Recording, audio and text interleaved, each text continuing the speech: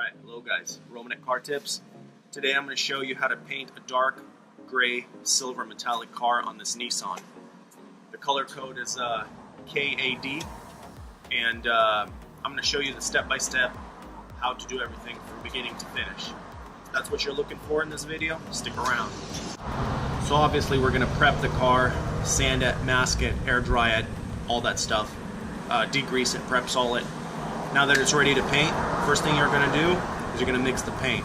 So this is where the tutorial comes in, right at this moment. So it's going to be a complete step-by-step tutorial, how to blend, how to apply the metallics properly so that you don't get this halo effect, how to mix the paint, how to clear, how to blend. So what I like to do is I like to mix my paint 50-50. So 50% paint, 50% reducer. So I'm going to put one increment of paint and then one more increment of fast reducer. The reason why I'm using fast reducer right now is just so it flash dries quicker, the paint between coats. It's about 70 degrees outside, so that's what I'll be using, as well as for clear activator. My clear is also going to be a fast clear just because of the temperature outside, the weather. So yeah, there's one increment of paint, and then I'm going to use this reducer and do one increment of reducer so the paint gets thinned a little bit.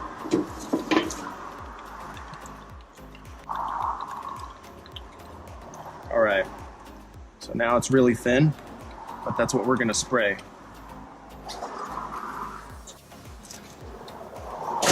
So I like to use this TranStar extra solid activator. It's basically a clear hardener, and I'm going to put just 10% in here just for the first coat.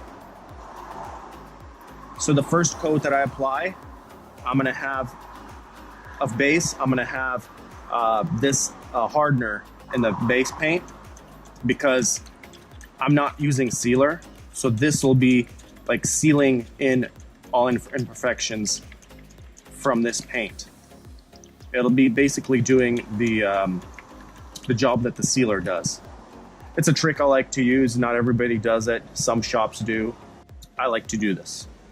The hardener step, it's not necessary. It's just something I like to do. It kind of helps the paint adhere and stick to the surface better. So it kind of helps, especially if you're painting like a front bumper or a hood, it kind of helps prevent rock chips. Always use these little cone filters if you can. It makes your paint job so much cleaner. I always 200% recommend using these. Tack cloth between each coat. Tack clothing is paramount, especially on metallic paint jobs. Otherwise, you'll get this modeling effect. After you apply the clear, you take it out outside, and you'll be able to see all that patchiness, all those little patches. You do not want that. So tack cloth between every coat after it flashes, dries between coats. Between every single coat, I try and tack cloth. It's really important. Just like those paper cone filters, highly recommend, especially all metallic paint jobs, you got to tack cloth each coat. Can't stress that enough. Alright, so the first coat that you're going to apply, it really light, almost kind of like a dust mist coat, and then you're going to go over that a little bit heavier, but still not full coverage. This is for the first coat of the base with that hardener in the paint. So I kind of use the gun to air dry the first coat, just so it kind of accelerates the flash process for the first coat. Now right after that, I'm just going to apply a second coat right over that. And I actually went heavier than I should have, just to show you guys that this is not what you want to do. You see those patchy areas, those light and dark patches? That's called modeling. So you don't want that in a paint job, obviously. The way to get rid of that is to apply nice, even, light coats. All metallics have this problem. especially the lighter metallics. Those, you know, like a light silver or a gold, they're really hard to paint because of this. It's just the way the metallics lay out. So what you want to do is you want to spray in the same direction really evenly so that the metallic particles lay down the same way all across the board. Also, what you want to do is you want to apply really even light coats.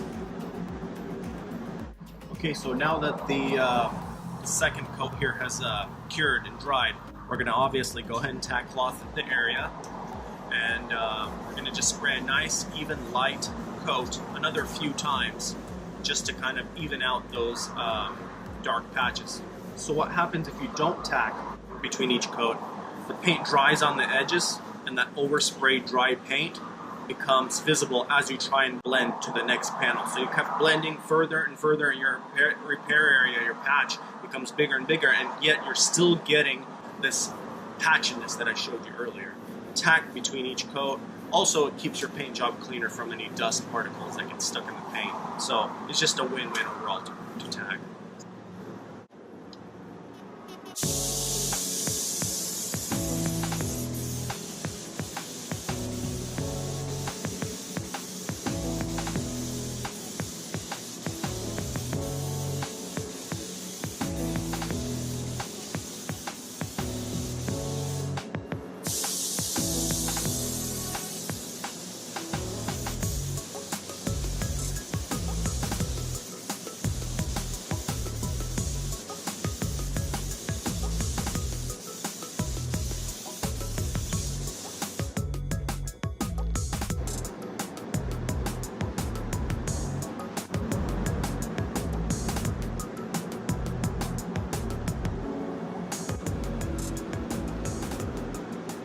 Now we're going to mix the clear blending solution. So this is a base coat, it's a paint, it's just clear. It's not a clear coat, it's actually just a base coat, it's a paint and it's clear.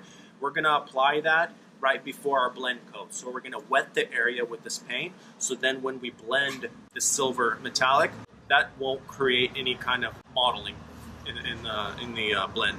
Alright, so this requires obviously another gun. We're going to put this clear into this cup, and we're going to mix it just like we did the original paint. Just going to reduce it a little bit.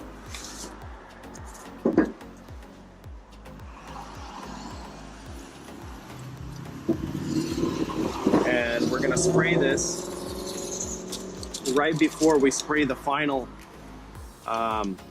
blending coat. We're going to spray this to wet the surface, and then we're going to blend it with our original car paint.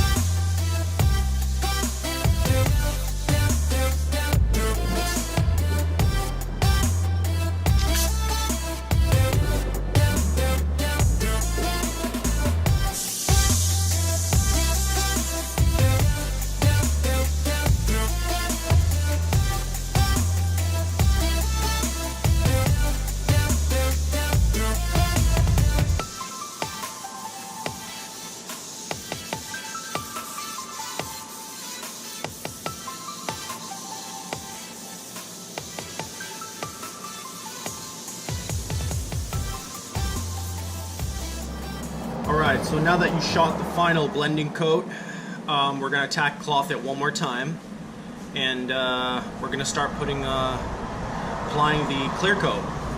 But first I'll show you how to mix it. Alright, so now that we have our cup and gun ready, we're going to grab the clear, and So this is the clear I use, the General Genrock. And yeah, we're just gonna mix it like it says, 2 to 1. So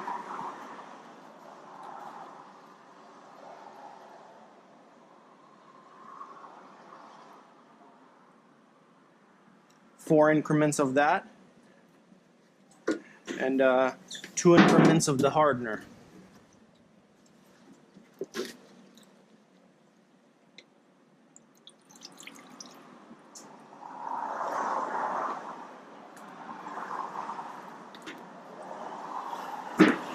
I like to add just a tad bit of reducer. This is just a few drops to make the clear a little flat, the orange peel a little flatter. So like I said, with the clear, we're mixing 2 to 1. 2 parts clear, and 1 part hardener, or activator, whichever you want to call it. And that makes a sprayable clear.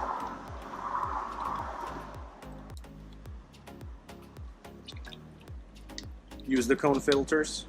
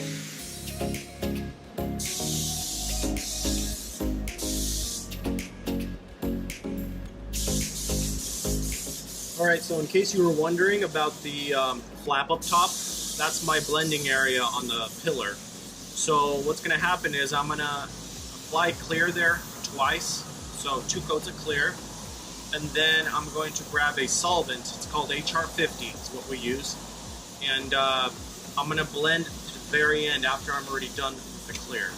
That's how you blend it. It's HR50, it's a blending solvent, so it's designed to blend to a panel. So that's what we're going to do, and I'll show you exactly how. Now, of course, you'll need a polish at the polish in the very end when the paint's cured and dried. You're going to have to polish it a little bit, but it's not a lot. You just kind of grab some polish and run your buffer across it a couple times, and that's it. It takes 5 minutes. So in 70-degree weather, I'm going to wait about 15 minutes between each coat of clear. We're applying 2 coats of clear, 15 minutes between each.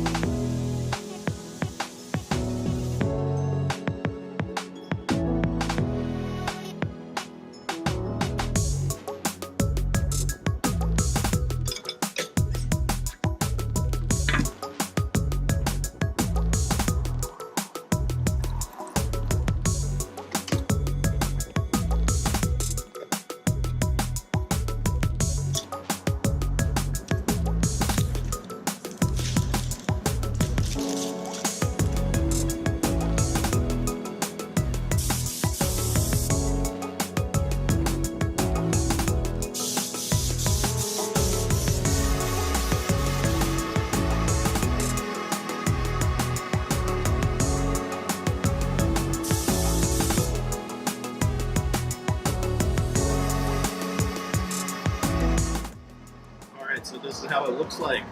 Turned out pretty good. I got a 1 or 2 little dust specks in there, but nothing a little polish won't do. I got to polish that blend anyway. So yeah, I thought it turned out pretty good. Anyways, yeah, I hope you enjoyed the video. If you have any questions, please like, comment, and subscribe. Leave me any kind of feedback. Yeah, if I can improve in some way, let me know. If you want, any more tutorials like this, any kind of tips or tricks or whatever. Yeah, I enjoyed doing this job. So anyway, yeah, thanks for watching.